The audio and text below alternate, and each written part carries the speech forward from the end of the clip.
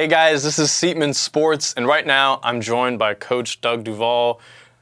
30 plus years coaching at Wilde Lake High School, 5 state championships. It's a pleasure to have you on. How are you doing today? I'm doing well, thank you. It's an honor to be here. So, when did you first start to fall in love with football? What is your earliest memory of football? Well, it's one of the things that you look back and try and nail down at time. And I think I can almost remember watching this little screen on television going, and Amici scores, and everybody was so excited about football. And so, growing up at that time, there were no really youth league football games. We just got together and played at a local field we could find, or we played at recess and that sort of thing until we got to high school. But I was fortunate in that what was now middle school was then junior high school. And I had a wonderful junior high school coach. And we didn't play football per se other than in gym class. But he said, I think you could be a good lineman. And I'm thinking, is that the guy that carries the ball and throws the ball? He goes, no. I go, oh, okay, then, well, whatever. I'd like to do that if you think I could do it. And so that's how it all started. And then you played in high school? Yes, I did. I played for a wonderful guy named Bob Marshall at Howard High School back when Howard County was just a cow pasture. So it was great fun to play, and I had the kids I grew up with. We played together, so that was really a nice thing. And did you play offensive line, defensive line? I did. Yeah, and offensive, defensive line. It's a funny story because I had always wanted to be. Because of Lombardi at that time and the guards were really the featured players of his line, and I wanted to be a guard. And so I grew up, as I said, with my buddies. And so we get there early and, we had, I guess, some sort of World War II backpacks that we put all our stuff in. It was nothing like the kids have today. And so, I had my shoes in my bag there, and the coach says, all right, we're going to get started. I'm looking, well, my buddies had hid my shoes in my bag. So I'm running around trying to find them, and the coach had people lined up like for center and the guards and all that stuff. And so I went to left guard where I wanted to play, and there were already 3 guys in front of me in line, but there was nobody at the left tackle. And I thought to myself, let me just step over here. So that's where I stepped over, and that's where I played. Did you play in college at all, or want to play in college at all? I did. I played, and I had a wonderful guy, George Baldwin, who's just passed away recently. I was at Westchester in Pennsylvania, a little state school. And if you wanted to be a PE teacher, an elementary school major, or a music major, that's where in the state of Pennsylvania, the colleges had different sort of things that they hung their hat on or majored in. And Westchester was one. If you wanted to be a teacher or a coach, that was the school to go to. And so I played for a wonderful guy as my line coach, George Baldwin, and ended up being the head coach at Kutztown. When did you first realize that you wanted to get into coaching? I remember seeing my high school coach, and I always loved playing, whatever kind of sport it was. And I remember seeing my junior high school coach had the keys to the gym. We could go in any time. If we went over his house, got the keys, we'd go get the balls, play or whatever. And I thought, I want to get the keys to the gym. That's who I want to be, So, and there were always, at that time, it was a time where people really sort of, you didn't hear a lot of things said about coaches back then that was bad. It was always positive sort of stuff. So I thought, boy, that'd be a good job. You have the keys to the gym, and people like what you do, and so I think that's what I'll do. What was your first coaching experience like? Well, it's an interesting story. When you grow up, you try and coach anything you can when you're little, just trying to go help somebody out who coaches and that sort of thing. And I was fortunate when I left to Westchester, I had a chance to go down to Maryland as a graduate assistant. And back then you could be in PE. There weren't GAs for sports, so to speak. Most times you went as a PE graduate assistant, you taught PE classes and you coached. And so on my first day down at Maryland, I'm sitting next to this guy, and his name was Ralph Friedgen. Wow. And so Ralph and I, we just sort of, we just got along well together. And Ralph had played at Maryland, was a GA in the football thing at Maryland. So, I'd sort of hang out with Ralph, and we go. And Jerry Claiborne was the coach at Maryland at that time.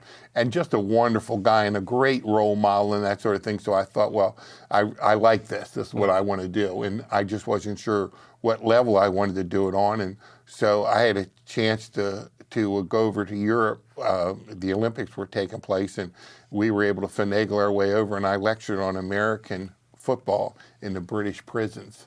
And so that's how we That's got incredible. over there. I had a bag full of football equipment, went over, and it was really, people in Europe were so interested in American football at the time. So we went over, and I was there, and my high school coach actually signed my name to a contract. I was planning on coming back to Maryland, finishing my master's degree off on that run, and he signed my name. So I came back and jumped right into high school coaching at Wilde Lake, and it was quite an experience. School was only 2 years old, and it was plopped right down the middle of Howard County and actually between Baltimore and Washington. So it was a social and educational experience that I got to jump into at an early age, which was, I guess I was 24 when I was the head coach. Wow. Did you ever think Ralph Friedgen would ever become the head coach at Maryland? I knew that that was his dream to come back to Maryland. Mm-hmm. And there were different times, 2 or 3 different times when Ralph got overlooked for the job. And, he was at Georgia Tech at the time and had just, they'd finished a great run, and the job came open, and everybody in Maryland wanted Ralph to come back, because everybody knew him. He still recruited the area. He was a solid offensive sort of guy. Yep. And so, they hired him, and, the rest of it's history. He came in. He had really good, a group of really good players, and then we were able to, the high schools coaches all got behind him and sent a lot of really good players to Maryland at the time. I had a kid, Tony Jackson, who ended up being an all-ACC player, and there was a kid, Randy Starks. They all went on to have great careers at Maryland and be good players and play the Orange Bowl and all that stuff. So it was a fun time. So you stepped foot on Wilde Lake. You said the school was 2 years old at that point?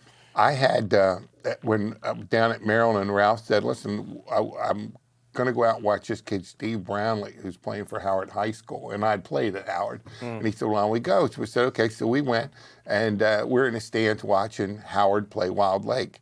And Wilde Lake had on yellow helmets, yellow jerseys, yellow pants, yellow baseball socks. And they were all horrible. So I said to Ralph, we're walking out the parking lot, I said, Ralph, that could be the worst football team I've ever seen anywhere on a field. There was nothing good I could say about it.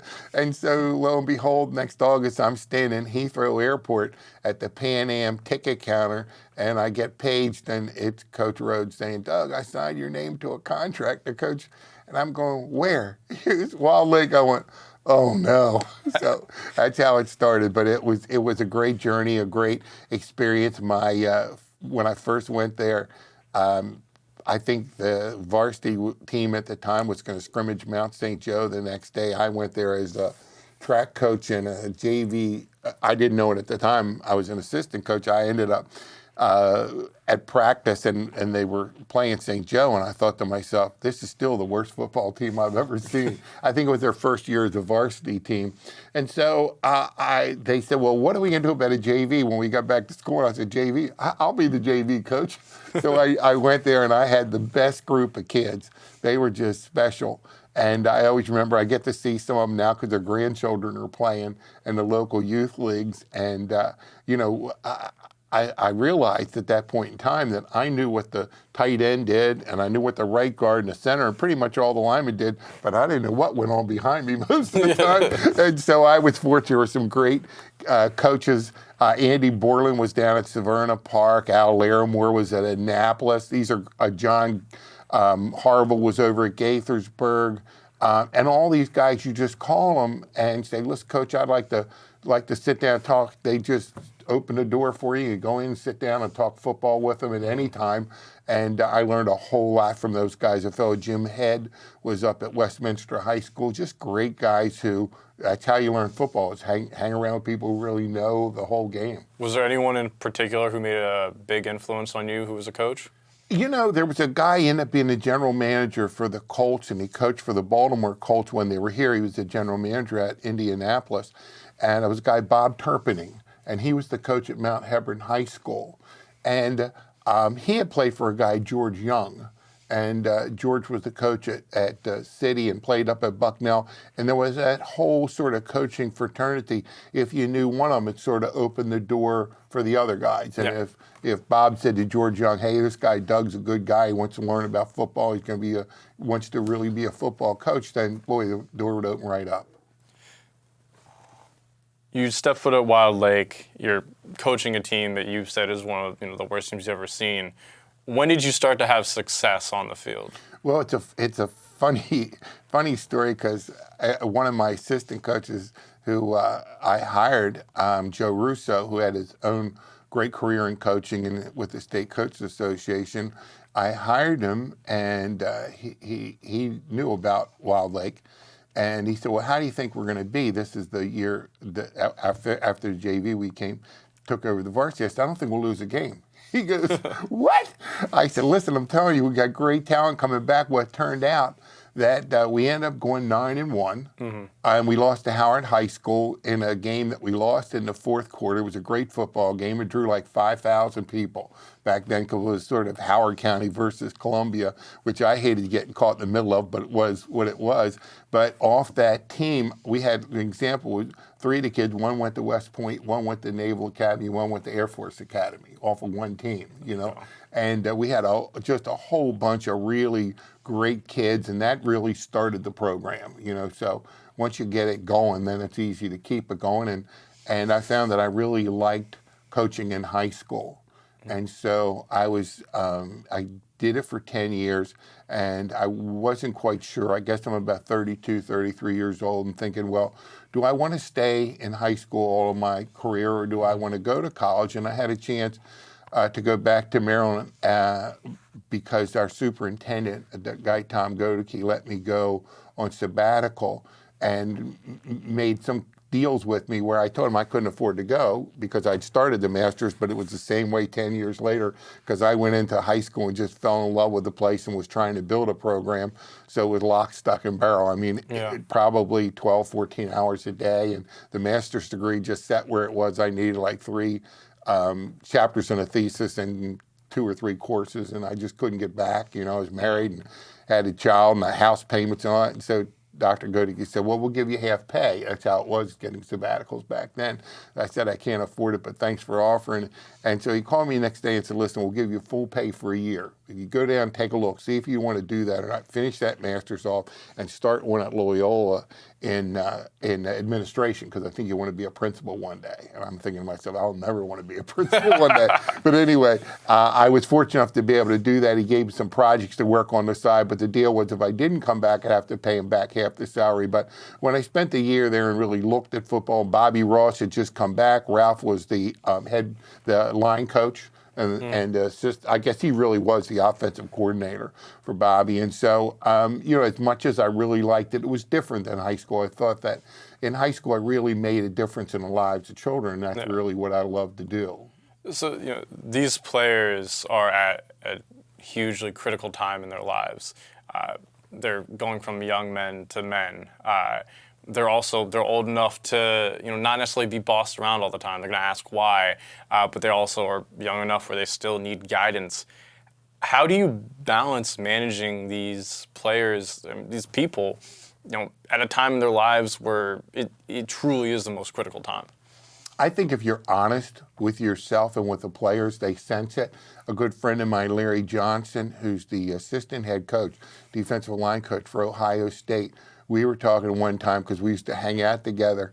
He said, Doug, it's about Jimmy and Joe. It's not X and O. And it's true. And if the kids know you love them, they respond. You have to be, you have to be who you are. And I think you have to have a clear vision about where you're headed, what you want to do, and I guess in a sense what you'll tolerate. But yeah, I was fortunate. I just, there were times, and there were children who were more difficult than others, but I was fortunate that I was successful with them. And we were successful. So after a period of time, the kids just come in, they buy into the program, they do what you say we're going to do, and they live up your expectations. And if not, I remember the old adage, just the last stop before the bus stop. So, yes. It was fun. Not every player who plays in high school is going to go on and play in college. Not every player in college is going to play in the NFL. But was it a point of emphasis to you to try to get your players scholarships so they would have an opportunity to not only play at the next level, but have an opportunity at a college education? I think it was a huge motivational tool, like the carrot before the horse. You know, this is the deal. You come to school here, you sit in the front of the classroom, you do your schoolwork, you do what we're doing in the off-season weight training. You're going to play different sports, run indoor track, basketball, whatever. And outdoor, you're going to play lacrosse or run track or, you know, do whatever it was to baseball. So we wanted them involved all the time. And if they bought into it, we guaranteed them that when they left, there was going to be an opportunity for them. Now, some of the children were less gifted than others academically, so the option may have been a job, because we knew enough people, we could get them good jobs when they left, or the military was always a good option. Back at the time when I first started coaching, we had really good junior college football in the state of Maryland, and that was an option. But we were fortunate that Wilde Lake High School is such a interesting place that it didn't make any difference to what level you came in on academically. If you applied yourself and wanted to really achieve, you had the options for doing that. Some children took advantage of it, some didn't, but it was a neat place. And we were fortunate. We probably, you know, we had kept track of it at one point in time, and I stopped probably in the late 90s, early in the 2000s. We had signed over $8 or $9 million in scholarships. And people go, that's a lot of money. Well, you know, and you know, at the end, I had one of the young fellows that I had went to Georgetown. Georgetown was $50,000 a year. That was in the, you know, and you get 5 years, $250,000. It doesn't take long to stack up a lot of money. We were fortunate to have a lot of really, really good players. When was the first state championship that you won?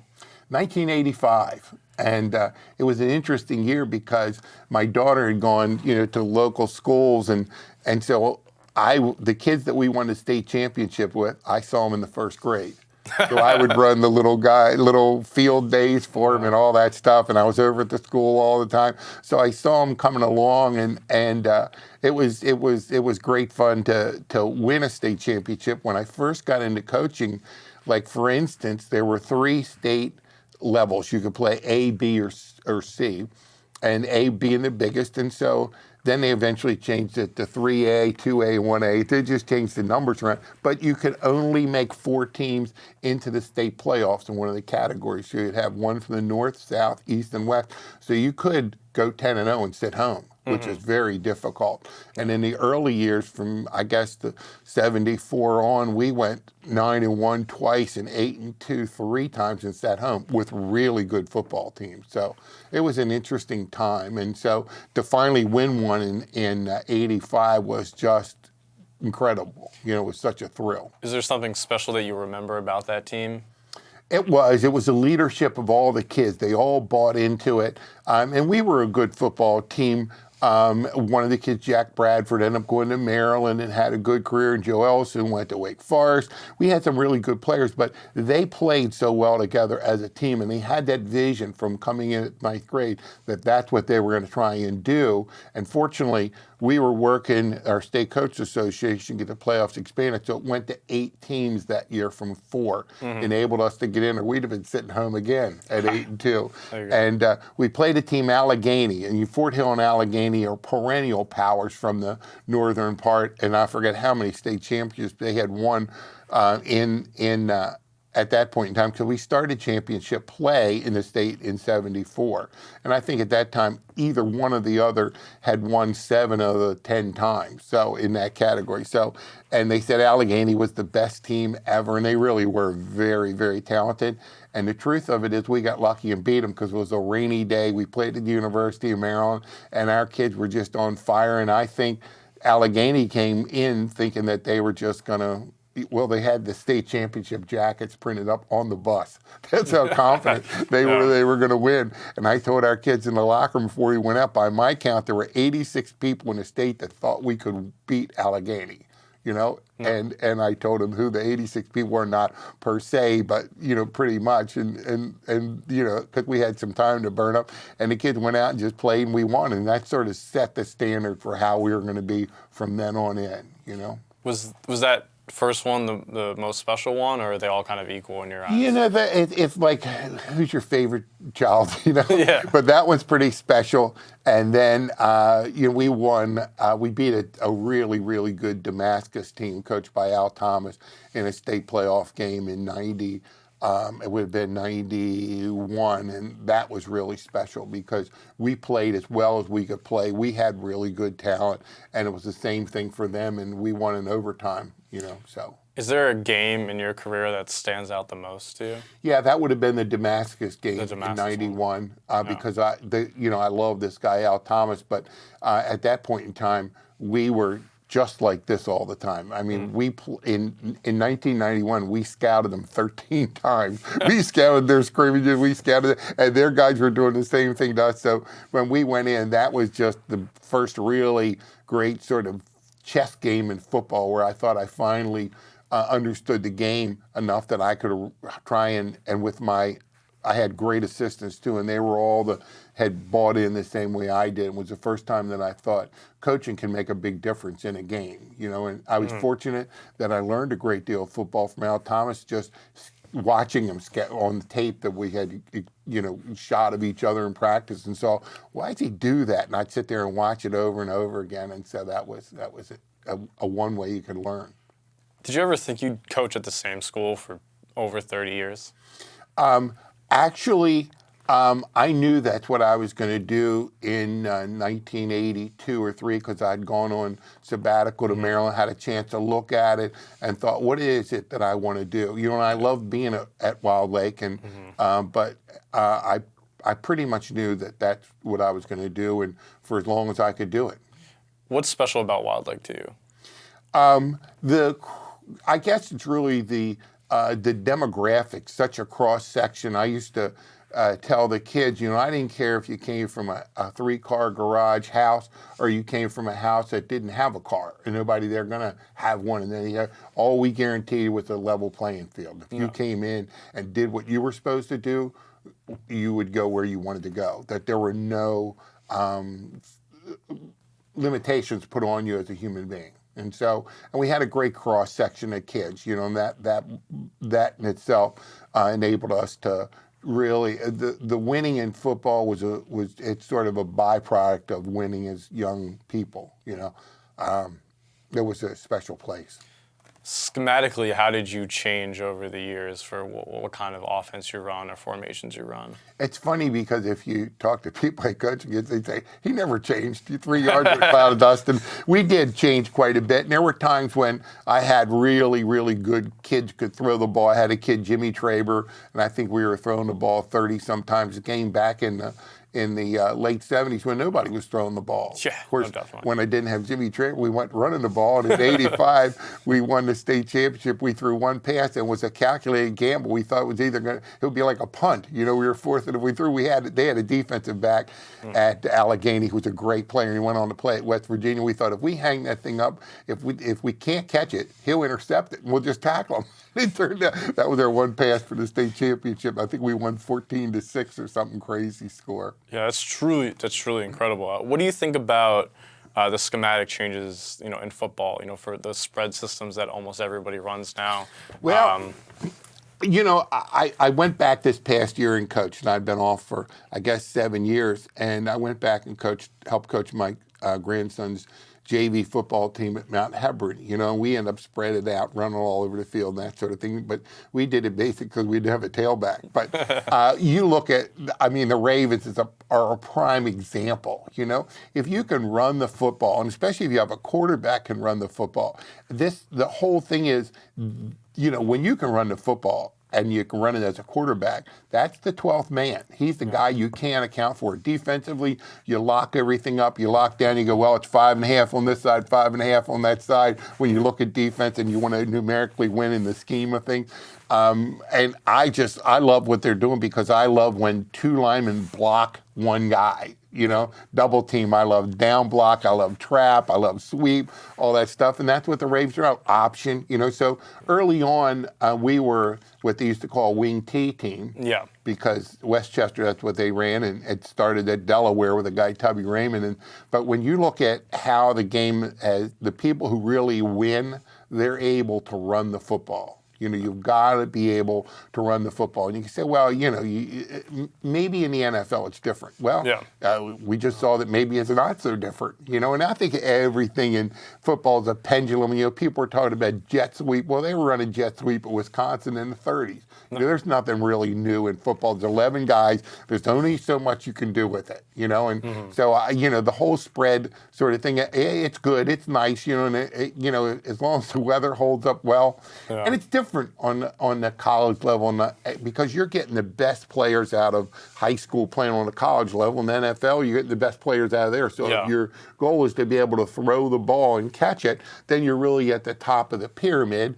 We see a lot of there's a guy, Chris Boschel, with Quarterback Factory. He's really developing young quarterbacks, kids that can throw the ball all over the place.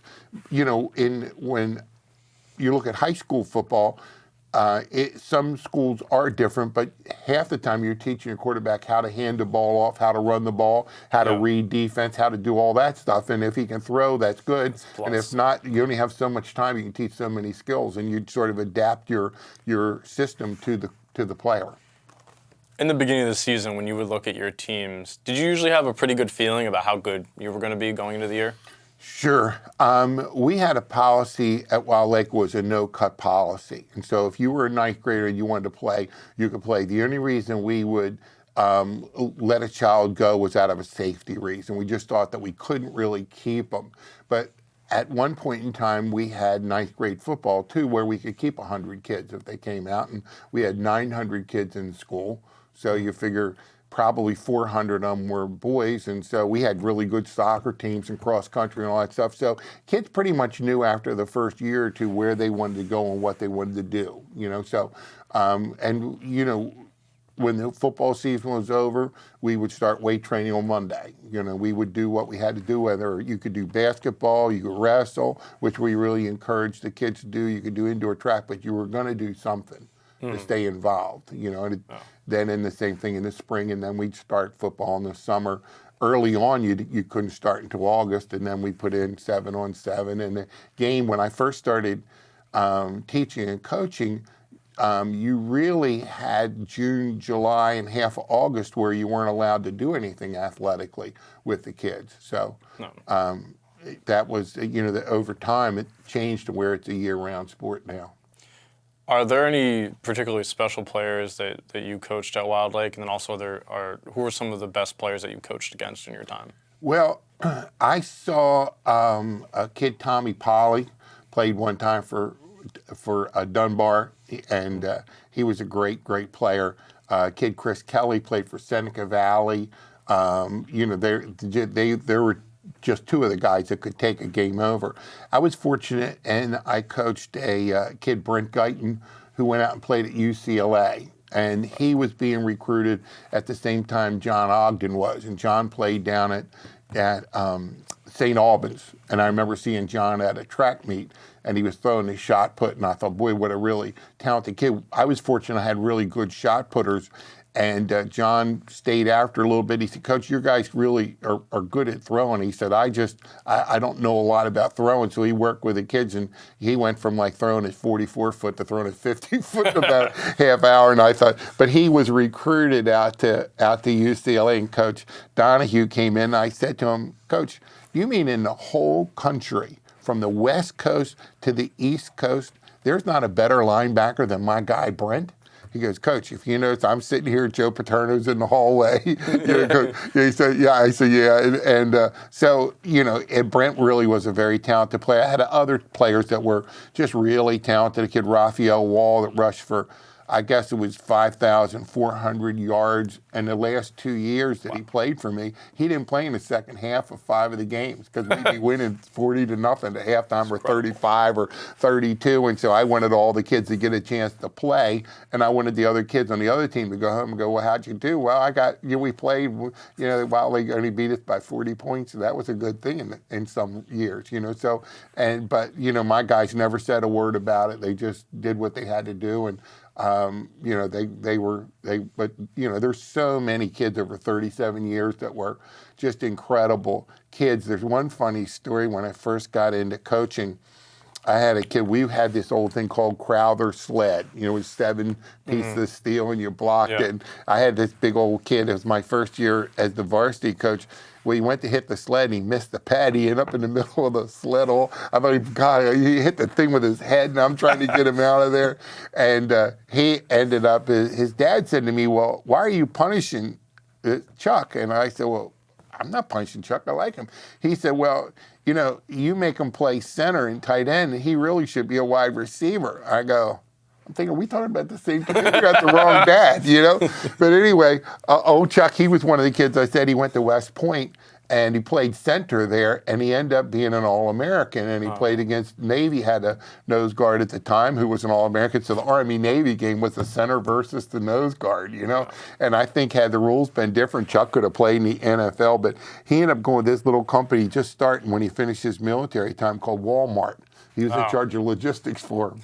But the kind of guy was, we had a reunion after a game back at my house, and one of the kids that had played on the team Chuck played on and hadn't gone to college, started a little construction company, did a good job, said to Chuck, he said, Chuck, what are you doing now? Chuck goes, I work for a company called Walmart. He goes, oh, yeah, I know Walmart. What store do you work at? And Chuck goes, I'm at the one in Arkansas, you know, because he was, you know, head of the whole Walmart thing. And my other guy's thinking he's like the greeter at Walmart or something. Yeah. So, but that's the kind of kids we had, just great kids. So. When you're looking at guys who have the chance to play at the collegiate level, what kind of traits are you looking for, not only physically but mentally as well? You know, it's changed over the years. When I first got into coaching, the coaches would come, the college coaches with a stopwatch, and I swear they never asked what kind of grades they had. How fast is he? You film on them, that sort of thing. I've come crazy stories about that. But as the time has progressed, you know, the fact being a good, solid academic student is certainly a big factor in it now. Speed is another thing that you just can't replace. And in the last 15, 20 years, they've really started to just get overly concerned about the size of a player. Now, we see a little swing back as far as running backs and some defensive backs. They're not all about being 6'2" or 6 foot, whatever. And the little guys have made them take a look again about who can play and who can't. I think what sets them apart is just athletic prowess. You can almost go to little guy games and see them at 6, 7, 8 years old. They've got it. You know, they've got whatever it is. Now, that's just true for skilled kids. The big guys, it's a matter of heart, perseverance, when and how big they'll get when their bodies catch up to their developmental stages, you know. So it's hard to judge linemen. It's even hard to judge a 10th grade kid whether or not he's going to be a collegiate level player. They just so much change in a big body in a couple years. But attitudinally, you know, they're either willing to work or they're not. So. Did you have any really good relationships with any collegiate coaches over the years? I was fortunate, yes. Some really just great guys. Joe Paterno, I had pictures of us wrestling in the office one time and a handshake and stuff. And he just opened. You go to Penn State for the coaches clinic in the spring, and Coach Paterno just opened the doors to you. And if you wanted to work like the Penn State camp in the summer, that's how Larry Johnson, the guy who was a great coach at Penn State, that's how he got there. A guy, Joe Paterno, said to me, he said, well, it's funny, some stories about it, but Larry and I would work the Penn State camp, and the Jim Caldwell, who ended up coaching the Colts, and when he left Penn State, went to Wake Forest. And so I'm at the house one night, and Jan goes, Coach Paterno's on the phone. I go, yeah, right. It was actually, because my guy, one of my assistant coaches would always call him, pretend he was Joe Paterno, just for fun. I go, yeah, I hear it. And so Coach Paterno says, no, Jan, tell him it is me. You know, so I got on the phone. He said, listen, I just offered a job to a guy, your guy Larry Johnson, and first thing he said to me, Coach, I'm not sure I can take the job. And then he said, well, my wife has a good job in Washington. We're in Southern Maryland. My kids are going to go to high school there. And he said, well, Larry, I can get your wife a job here. We have good high school. He said, Doug, I usually don't have to talk somebody into taking a job at Penn State when I offer it to them. I offer it, they take it, we're done business. What's the deal with this guy, Larry John? I said, Coach, that's Larry. You know, he's that kind of guy. But if he decides he's going to do it, you got him lock, stock, and barrel, hook, line, and sinker. He'll be a great coach for you. And so they had to work out some logistics, but Larry ended up going to Penn State, and the rest history. You know, just so that with him going there, that really. But Bobby Ross was a good guy. The guys, Mark Duffner, when he was at Maryland, Mark Duffner is a coach's coach. You know what I mean? He's just a great guy, and as time goes by, you establish relationship. You get to see some guys who you knew them as kids, like Rob Ambrose at Towson, you know, become high school because his dad, Tim, and I coached in a big 33 game. Rob was just a kid. You see him grow up playing in high school, then they go play in college, then they get lower jobs in college, and then they end up getting a job work their way up through the ranks. So that's been really, and being a part of younger guys, getting them good jobs and have them go on and become, you know, high-level college coaches, or at this point assistant coaches, that's as rewarding as having players of your own that you get through high school and get them into college. What was the effect that coaching had on your family? Obviously, you're spending a lot of your extra time, you know, coaching. You know, you're working at high school, going in early, coming back late. What kind of effect did it have on your family? What kind of sacrifices did your family have to make? Well, I guess, you know, sometimes you hear the word sacrifice or whatever. I was fortunate that my wife bought into being the wife of a high school coach. She bought into it lock, stock, and barrel too, you know. And for 37 years, she filmed every game that I coached on the camera, because in the early days, she was shooting in Super 8. Yeah. Super 8 film. That's all we could afford. And then I forgot, we sold pumpkins or something and raised enough money. Film was pretty expensive at that point in time, right? Well, the Super 8 was cheap, but we wanted to go to 16 millimeter. And so it was $100 a roll. Oof. So every game was $400. Wow. Times 10. That's $4,000 a year you're spending in tape. So you don't want to have a bad run of film or the camera not work, because that was the only shot you had. And we were really all about getting kids in college. So if I had a kid, Jimmy Traver, who ended up going to Oklahoma State with Jimmy Johnson. But he was, at the time when he'd be recruited, Coach Johnson was at Pitt with Jackie Sherrill was there, and Jimmy Johnson, Dave Wanstadt, Johnny Majors was the head coach. And I had one game where Jimmy ran option to the right and pitched it right-handed, ran option to left and pitched it left-handed. I think he was like 18 for 20 for 300 yards. And, wow. You know, the game itself was a highlight film for him. So he goes to Pitt. We send a film up. I can't get it back. So we ended up, Jackie Sherrill flew us up there on his plane, came down because they really wanted Jimmy.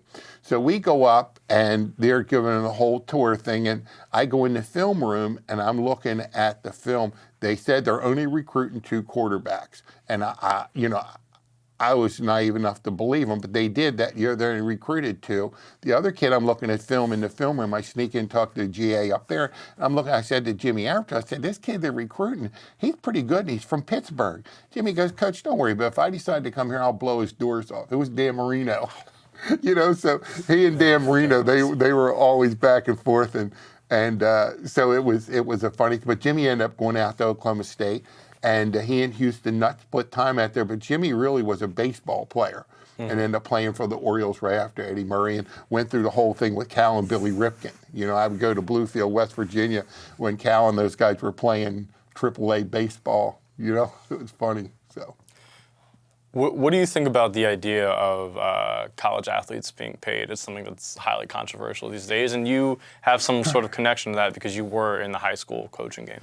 Well, the problem is, throwing the cards on the table, a lot of kids end up getting recruited to major Division I schools, and they come from families where they would not go to school because of the finances if it weren't for athletics. Yeah. So they get taken to a major university, immersed into the culture, and they have no money. I mean, who's going to buy the pizza? Who's going to Yeah. buy some? And, we've done a much better job of the nutrition with athletes. But I can remember being in college, everybody's going to eat a submarine at night after a minimum one, some guys two. And you're talking about great big guys who need to fuel up at like 3,500 calories a day or four. Yeah. And nobody has the money to pay for that, No. Not to mention you go in with what the clothes you're wearing to high school and you go to college and everybody's got nice clothes. Everybody's, everybody you deal with has money, Yeah. And in the old days when we were in school, you got some laundry money, which was not a lot, $20 or $25, but it was enough in those days. Today it would probably be like, I don't know, $100 a week or something like that, which is enough to let you buy food, take care of yourself, and sooner or later you got back and forth to school. Well, who pays for back and forth to school? You know, it just and when you look at the money that college coaches are making, I almost left one time. Ralph got the job at Maryland. I think it was, I'm going to throw a date, I think it was 98 or something. I can't remember the year. And he and I were always really close. And so he got the job on Wednesday, offered me a job on Thursday. And I said, Ralph, I really would love to come. But in the back of my mind, I only had 2 more years left before I retired from high school with medical and money and all that stuff. And they had fired the prior 4 coaches at Maryland. And I thought Ron Vanderlinden did a good job. So that entered into decision making a little bit.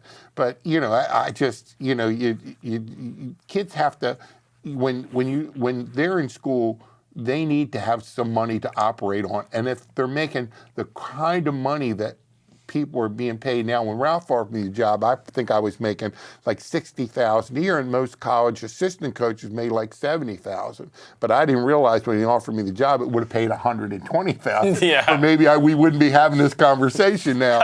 And you look at people making, even assistants. I have one of the kids now who I've been really close with his whole journey through college, and his wife was a Wilde Lake girl, and so she called me and said, Coach, we got this job and this is what we make. And she goes, that's a year. I go, oh my God, But then you look at people making just millions and millions of dollars, and you go, holy cow. I mean, when did it all skew like that? So you have a guy who's making $9 million a year as your coach, and you're making what? Because let's say, for instance, if you're an in-state student, let's just throw the cards at Alabama. If you're an in-state student at Alabama, it probably costs you maybe, I'm going to say $30,000 a year to go to school at Alabama. Now,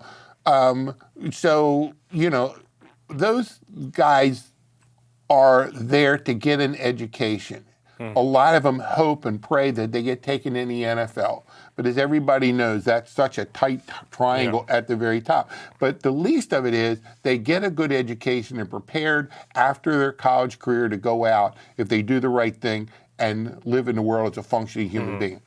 But it is so hard during the 4 or 5 years to be able to live in that pressure-packed environment, to try and get an education, to try and be at practice.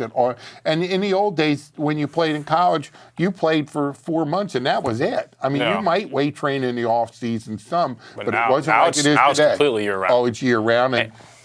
So it's, and if people are making video games and it's you and you're looking at television, you go, that's me. And, somehow we've got to pay them, Well, the big thing for me is that, people will say, well, they get a scholarship. Isn't that enough? And, I think at one point it was, but when you look at how much money the NCAA makes now, especially, football being the mainstay for that. And every game is brought to you by Coca-Cola or brought to you by this big sponsorship. And the amount of revenue that a school like Alabama makes off of football, that scholarship is like a drop, in the hat for them. That doesn't matter at all. And I'm to the point now where I don't even care if it's the schools that don't pay them. I just think they should be able to make money off of their namesake. So, the schools don't have to do it, but if some booster wants to give a kid $100,000 to come to Ohio State, well, at the end of the day, who is that hurting? Well, the problem with it is the rich get richer and the poor get poorer. I think that if we paid every child, doesn't make a difference whether it's the third team defensive end or the first team running back, an amount of money that was fair and equitable. And let's say we decided we're going to pay certain conferences more money than other conferences. That's where it gets sticky. But I feel sorry for the kids playing football at the University of Maryland for getting sold down the road into the Big Ten. Now, it's a wonderful experience, I guess, but, in the old days when you're playing Virginia's got about the same kind of kids you got at the University of Maryland. If you're playing Wake Forest or Duke, maybe you're athletically, we're a little better than them, but you could get there on a bus, or you could get there on a quick flight. You weren't traveling to Michigan, and going into a stadium with 110,000 people. Well, I mean, that's the big thing and why was that decision made to go to the Big Ten? Is because of money. And at the end of the day, this has become big business. Well, the kids don't get the money. The kids got to go get beat 72-6 or whatever it was. And they're not allowed to get jobs. When I was in college, I was able to work, and people say, well, they get the meal plan and everything, but you want more than that.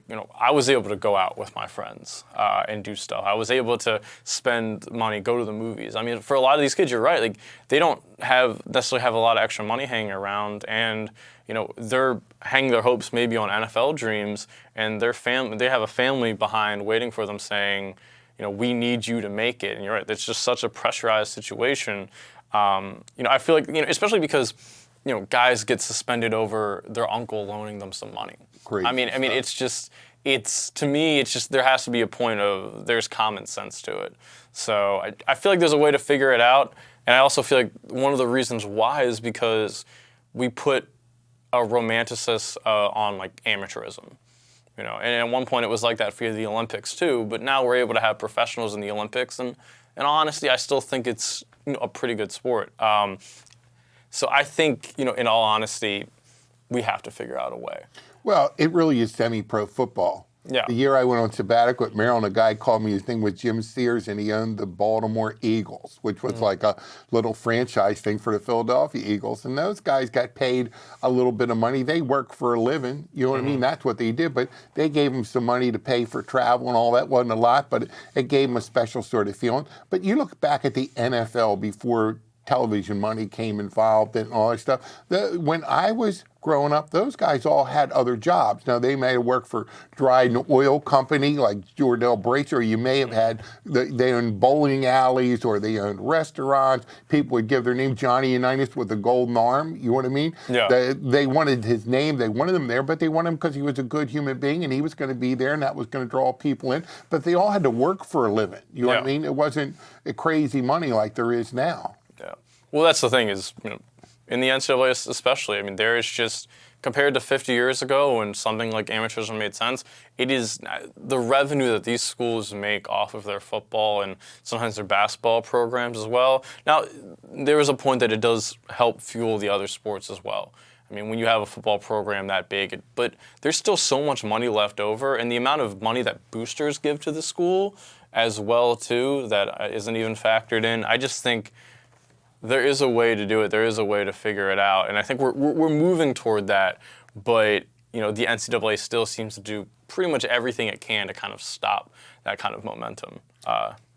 The problem is it's such a big thing to try and get a handle on and control. And the NCAA has always been playing catch up, and for lack of a better term, they've been the anchor around the neck of football, so to speak. You're not talking about the types of expenditures in basketball because of the number of kids and what you have to do. In the old days, it used to be there was no limit on scholarship. One time, Bear Bryant had 120 kids in Alabama on scholarship. Now at Maryland, with a limit being set at 95, you'll have a bunch of kids walking on who they don't get dining hall. They don't get to do anything but put the uniform out, go out to practice every day, bang it for 2.5 hours, come back and be expected to be at everything, and they're paying their own way through school because they want to be on Maryland's football team. They want to be a part of it, and they're hoping that by doing that, they'll get scholarship. I mean, I firmly believe that kids go there thinking they're going to walk on a scholarship. Some schools are a little bit better than that than others, but if a kid shows up, goes to practice every day, does what everybody else does, then I don't know what you set that number at for schools. And I think, why not set it at 115? because you certainly can afford to pay Yeah. for all those kids to eat and travel and do all Yeah. that stuff. You know, Maryland for years was really blessed when Ralph was there that Kevin Plank had made all the money he made with Under Armour, because he could come in and say, listen, if we're going to go play in the Orange Bowl, all those kids that are practiced every day, they're going. You know what I mean? And so that's what it should be. I mean, it should be, you know, and it wouldn't be that hard to change it. And everybody's worried, well, it's going to get skewed. Well, you know, it's already skewed, but it's skewed the wrong direction. And the kids need to be able to get the same college experience that everybody else gets. I think we practice way, way, way too much in the off season. And if we said the rules were, this was the rule, you can only practice. Now, we have done it during the season, which I'm not sure how that makes sense. What we really need to do was you practice as much you need to practice during the season to be good. And in the off season, let's cut back on all this crazy stuff that we're doing. You know? No, I mean, some of the off-season programs that some of these colleges have are just insane. Yeah. And speaking of, you know, doing things year-round, what do you think about the specialization in sports now?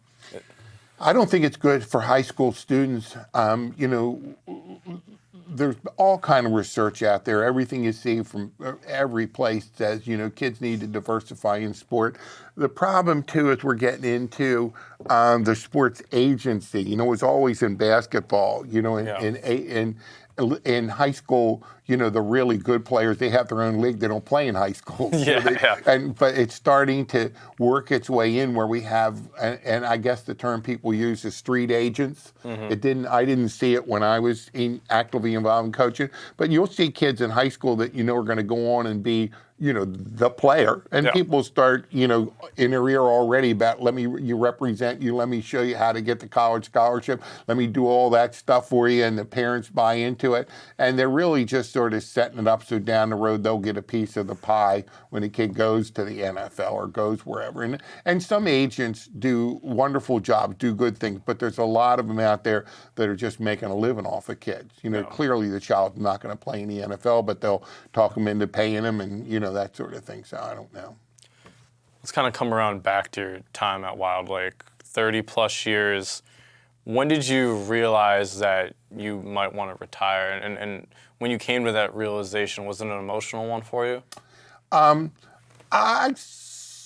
know, you start going along in your career, and there are certain things that you want to achieve. You want to be involved with your family, and your family gets a little bit older, and then you see younger coaches coming up. I had done it 37 years. One of the kids that played for me went to college, came back, and then went back to college with a degree in education so he could coach. I had a whole bunch of really good assistant coaches. We'd won the state championship. I had enough kids coming back that I thought we could win it the following year. And they did because of great coaching on their part. But I thought to myself, Doug, if you're ever going to go, now's the time. You know, I guess I was 63 years old. You know, been on a tremendous run. Not the reason I stopped coaching, but John Harville, who I love to death, was one of my all-time favorite people and role models in coaching. Had won, you know, 312 games or 814 games, whatever it was, and I was at 308 and thought, if I stay, you know, I'll pass him. So I quit. I gave, you know, that wasn't the only reason, but it was certainly a factor. It was time when I was still young enough that I could go on and spend some time with the family and do some different stuff. So you're one of the only two coaches in Maryland to have 300 wins, correct? Yeah, Bobby Malloy down at Good Counsel, still. Well, actually, we're all retired. I think the winningest coach, I think I have to check, is Chuck Markowitz, who's working as an assistant at Spalding now. All right. Well, I'm back coaching too, so I don't know. Who knows what it is, you know?